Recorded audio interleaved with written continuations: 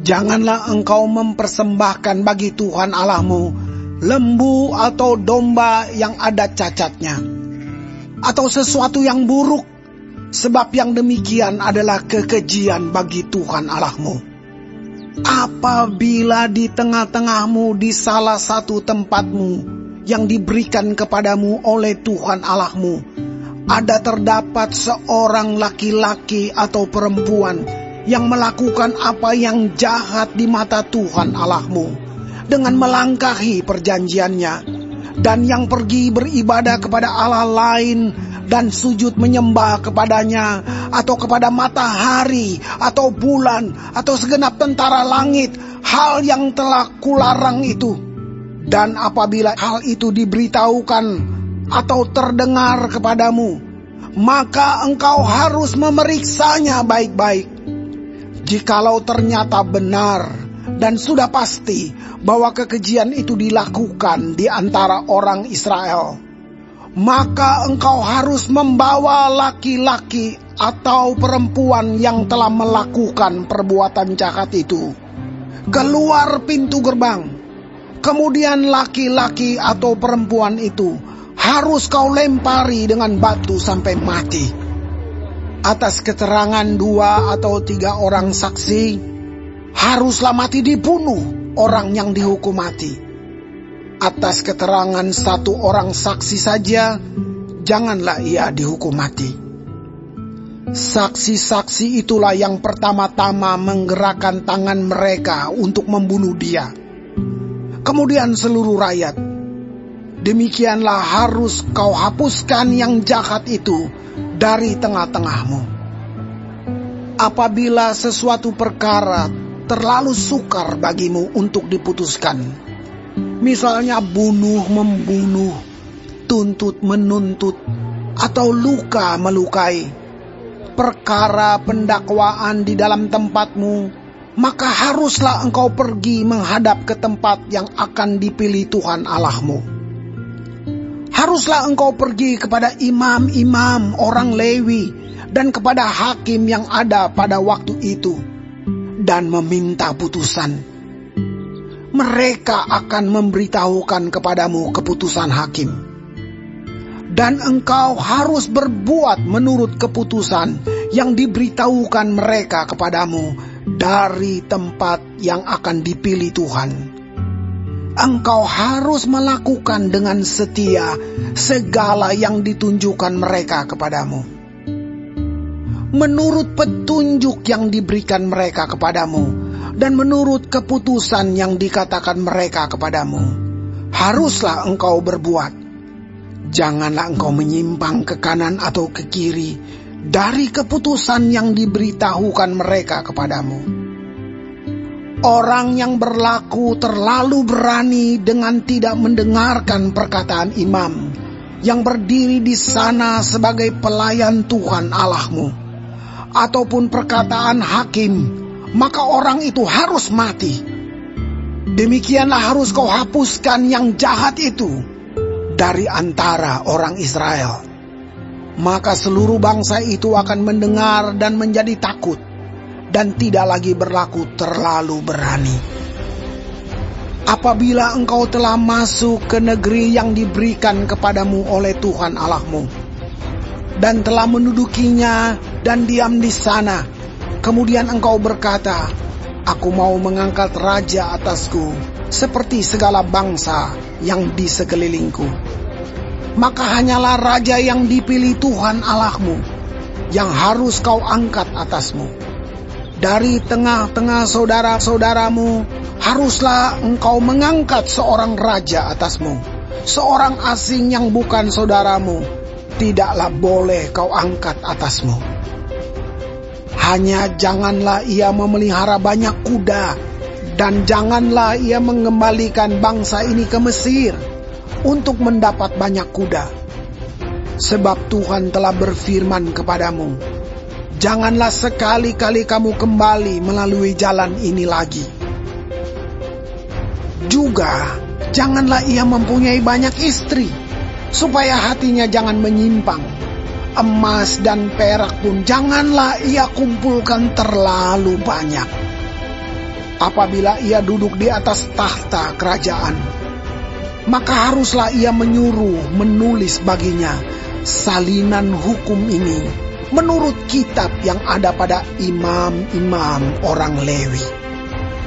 Itulah yang harus ada di sampingnya, dan haruslah ia membacanya seumur hidupnya untuk belajar takut akan Tuhan Allahnya, dengan berpegang pada segala isi hukum dan ketetapan ini untuk dilakukannya, supaya jangan ia tinggi hati terhadap saudara-saudaranya, supaya jangan ia menyimpang dari perintah itu ke kanan atau ke kiri, agar lama ia memerintah, ia dan anak-anaknya di tengah-tengah orang Israel.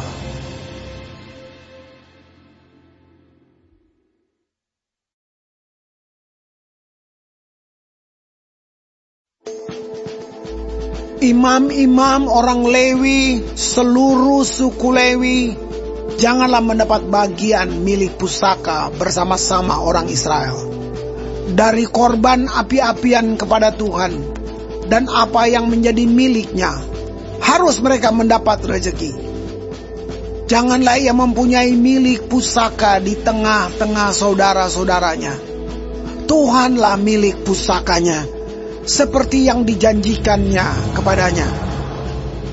Inilah hak imam terhadap kaum awam, terhadap mereka yang mempersembahkan korban sembelihan, baik lembu maupun domba.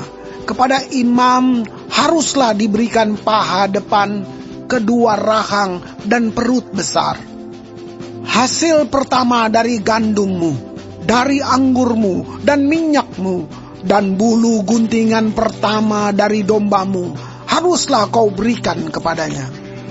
Sebab dialah yang dipilih oleh Tuhan Allahmu dari segala sukumu, supaya ia senantiasa melayani Tuhan dan menyelenggarakan kebaktian demi namanya, ia dan anak-anaknya. Apabila seorang Lewi datang dari tempat manapun di Israel, di mana ia tinggal sebagai pendatang, dan dengan sepenuh hati masuk ke tempat yang akan dipilih Tuhan, dan menyelenggarakan kebaktian demi nama Tuhan Allahnya, sama seperti semua saudaranya, orang-orang Lewi yang melayani Tuhan di sana, maka haruslah mereka mendapat rezeki yang sama, dengan tidak terhitung apa yang ia peroleh dengan menjual harta nenek moyangnya. Apabila engkau sudah masuk ke negeri yang diberikan kepadamu oleh Tuhan Allahmu, maka janganlah engkau belajar berlaku sesuai dengan kekejian yang dilakukan bangsa-bangsa itu. Di antaramu janganlah didapati seorang pun yang mempersembahkan anaknya laki-laki atau anaknya perempuan sebagai korban dalam api, ataupun seorang yang menjadi petenung, seorang peramal, seorang penelaah, seorang penyihir, seorang pemantera, ataupun seorang yang bertanya kepada arwah atau kepada roh peramal, atau yang meminta petunjuk kepada orang-orang mati. Sebab setiap orang yang melakukan hal-hal ini adalah kekejian bagi Tuhan. Dan oleh karena kekejian inilah Tuhan Allahmu menghalau mereka dari hadapanmu. Haruslah engkau hidup dengan tidak bercela di hadapan Tuhan Allahmu. Sebab bangsa-bangsa yang daerahnya akan kau duduki ini mendengarkan kepada peramal atau petenung, tetapi engkau ini tidak diizinkan Tuhan Allahmu melakukan yang demikian. Seorang nabi dari tengah-tengahmu, dari antara saudara-saudaramu, sama seperti aku, akan dibangkitkan bagimu oleh Tuhan Allahmu. Dialah yang harus kamu dengarkan. Tepat seperti yang kamu minta dahulu kepada Tuhan Allahmu di Gunung Horeb pada hari perkumpulan, dengan berkata, tidak mau aku mendengar lagi suara Tuhan Allahku. dan api yang besar ini tidak mau aku melihatnya lagi, supaya jangan aku mati. Lalu berkatalah Tuhan kepadaku, apa yang dikatakan mereka itu baik. Seorang nabi akan kubangkitkan bagi mereka dari antara saudara mereka. Seperti engkau ini, aku akan menaruh firmanku dalam mulutnya, dan ia akan mengatakan kepada mereka segala yang kuperintahkan kepadanya. Orang yang tidak mendengarkan segala firmanku yang akan diucapkan nabi itu demi namaku, daripadanya akan kutuntut pertanggungjawaban. Tetapi seorang nabi yang terlalu berani untuk mengucapkan demi namaku perkataan yang tidak kuperintahkan untuk dikatakan olehnya, atau yang berkata demi nama Allah lain, nabi itu harus mati. Jika sekiranya kamu berkata dalam hatimu, bagaimanakah kami mengetahui perkataan yang tidak difirmankan Tuhan? Apabila seorang nabi berkata demi nama Tuhan, dan perkataannya itu tidak terjadi dan tidak sampai, maka itulah perkataan yang tidak difirmankan Tuhan. Dengan terlalu berani nabi itu telah mengatakannya, maka janganlah gentar kepadanya.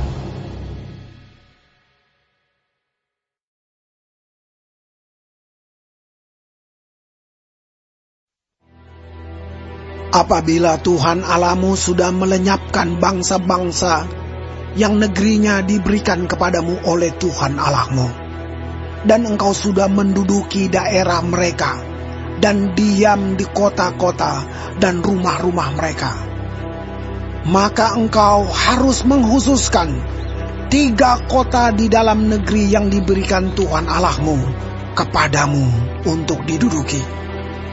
Engkau harus menetapkan jauhnya jalan dan membagi dalam 3 bagian wilayah negeri yang diberikan Tuhan Allahmu untuk dimiliki olehmu, supaya setiap pembunuh dapat melarikan diri ke sana. Inilah ketentuan mengenai pembunuh yang melarikan diri ke sana dan boleh tinggal hidup.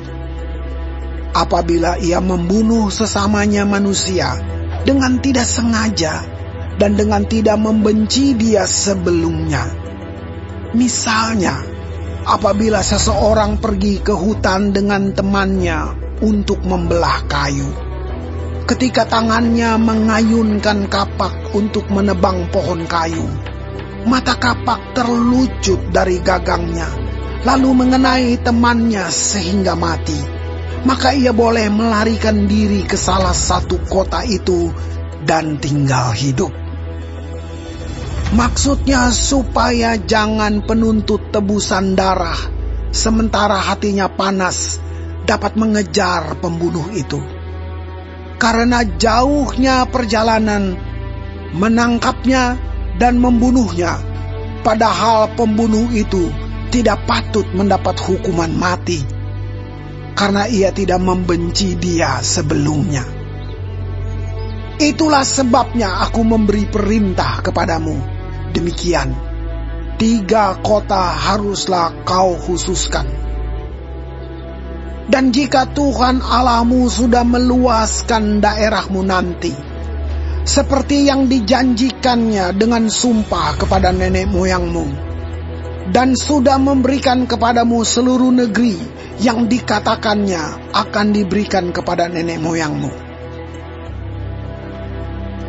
Apabila engkau melakukan dengan setia perintah ini yang kusampaikan kepadamu pada hari ini, dengan mengasihi Tuhan Allahmu dan dengan senantiasa hidup menurut jalan yang ditunjukkannya, maka haruslah engkau menambah 3 kota lagi kepada yang 3 itu, supaya jangan tercurah darah orang yang tidak bersalah di negeri yang diberikan Tuhan Allahmu kepadamu menjadi milikmu, dan hutang darah melekat kepadamu. Tetapi apabila seseorang membenci sesamanya manusia, dan dengan bersembunyi menantikan dia, lalu bangun menyerang dan memukul dia sehingga mati, kemudian melarikan diri ke salah satu kota itu, maka haruslah para tua-tua kotanya menyuruh mengambil dia dari sana dan menyerahkan dia kepada penuntut tebusan darah supaya ia mati dibunuh. Janganlah engkau merasa sayang kepadanya. Demikianlah harus kau hapuskan darah orang yang tidak bersalah dari antara orang Israel, supaya baik keadaanmu. Janganlah menggeser batas tanah sesamamu yang telah ditetapkan oleh orang-orang dahulu di dalam milik pusaka yang akan kau miliki di negeri yang diberikan Tuhan Allahmu kepadamu untuk menjadi milikmu. Satu orang saksi saja tidak dapat menggugat seseorang mengenai perkara kesalahan apapun atau dosa apapun yang mungkin dilakukannya. Baru atas keterangan 2 atau 3 orang saksi, perkara itu tidak disangsikan. Apabila seorang saksi jahat menggugat seseorang untuk menduduh dia mengenai suatu pelanggaran, maka kedua orang yang mempunyai perkara itu haruslah berdiri di hadapan Tuhan, di hadapan imam-imam dan hakim-hakim yang ada pada waktu itu. Maka hakim-hakim itu harus memeriksanya baik-baik, dan apabila ternyata bahwa saksi itu seorang saksi dusta, dan bahwa ia telah memberi tuduhan dusta terhadap saudaranya, maka kamu harus memperlakukannya sebagaimana ia bermaksud memperlakukan saudaranya. Demikianlah harus kau hapuskan yang jahat itu dari tengah-tengahmu.